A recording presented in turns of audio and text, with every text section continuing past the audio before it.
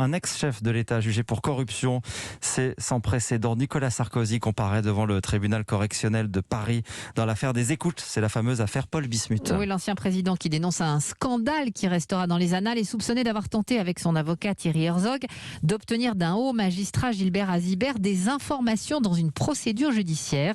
Mais pour l'avocat de Thierry Herzog, maître Paul-Albert Ivens, cette affaire ne tient pas la route. Tout repose dans ce dossier sur des bribes et des extraits de conversation entre un avocat et son client qui sont montés en épingle ou mis abusivement en relation pour venir à l'appui d'une thèse qui ne résiste pas à l'examen. Ce qui est grave, c'est que ce sont des conversations entre un avocat et son client. Et donc il y a un véritable problème de secret professionnel, du secret des avocats.